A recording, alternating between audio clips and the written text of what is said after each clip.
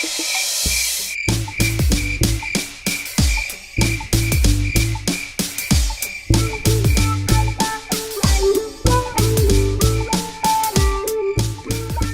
out west in the wild coast of Northern California, perched high up in the magnificent coastal redwoods, live a rafter of 8 wild turkeys. The ancient redwoods serve not only as a turkey flophouse, they form a natural dividing line between the homes of Ruth and Les Menace and that of my old banjo-playing friend Biscuit.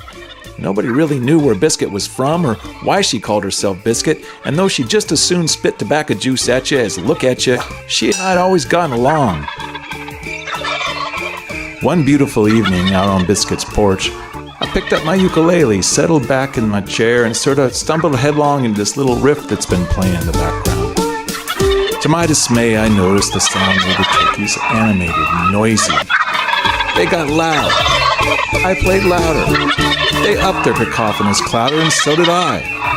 All this treetop tumultuous turkey smack talk had brought out Biscuit's neighbor Ruth Menace. I'm sure glad it was Ruth and not her husband Les. Les Menace was known for his quick temper, and before he met Ruth, he was ruthless. Ruth Menace, on the other hand, was much less of a menace than her husband Les, because Les Menace was born a menace, whereas Ruth Menace had only been made a menace by marriage. As Ruth crossed the meadow heading towards the porch, Biscuit told me the story of how Les and Ruth Menace had met at a church social.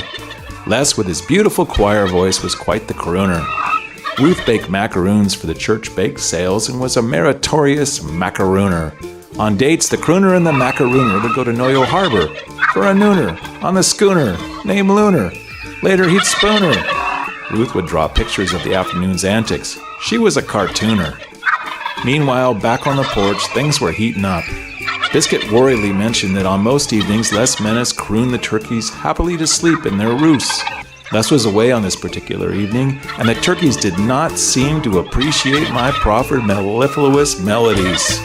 The turkeys were now in open revolt at my ukulele playing. Gobble upon gobble upon gobble. It was deafening and a little bit embarrassing.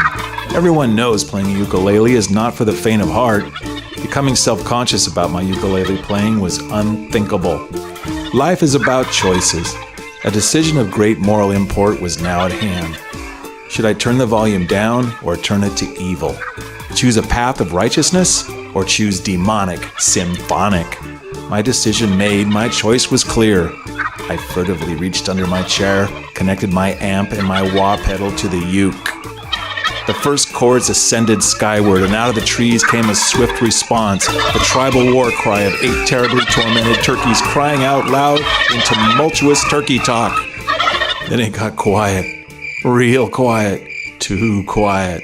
Suddenly, 8 turkeys jumped out of the trees and streaked straight for me. 16 angry turkey eyes, 8 turkey beaks, all lethally trained from a lifetime of pecking at bugs and seeds with deadly precision. 16 large spurs on the turkey's lower legs, bony spikes using deadly defense against foxes, raccoons, skunks, and ukuleles. Desperate times often call for desperate measures. The best defense is sometimes a good offense. A plan emerged. If the uke made them angry, why not add a little punishment? Hey, you foul-tempered fowl, enough already of your foul language. Don't you know it's a party foul to accuse my ukulele of foul play? Ah, for the love of salubrious side salads, cried the tribe of terribly tormented turkeys. My little ditty had broken their spirit. Rage turned to despair as the rafter of turkeys broke off the attack. They turned right up over the woodshed and disappeared in an enormous burst of feathers. My despicable use of the English language had also annoyed Biscuit. Her clear, sapphire eyes boring into me, her cheeks dimpled as she prepared to arch a stream of tobacco juice. Was it the center of my forehead or the spittoon? Which would it be? One could never quite tell with her. I had broken the turkey's spirit and annoyed Biscuit. So we jumped up from the porch and ventured to see what had happened to the turkeys beyond the woodshed.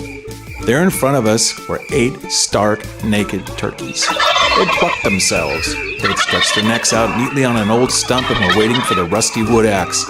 Apparently my wah-wah uke and my little punishment had sucked out their will to live.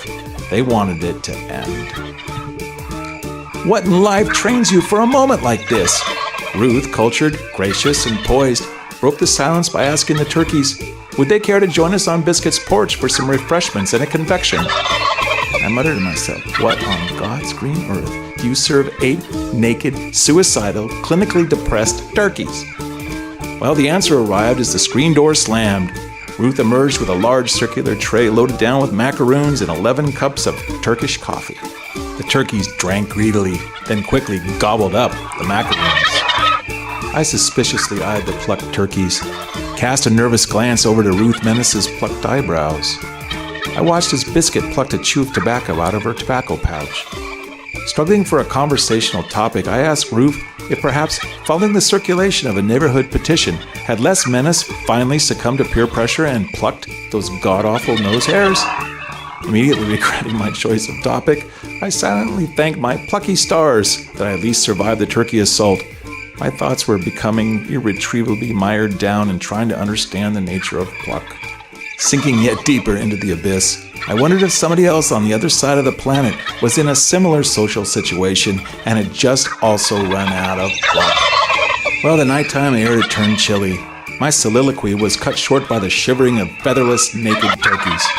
Ruth Menace, the quintessential hostess with the mostest, mentioned that her kitchen was still warm from a batch of fresh macaroons.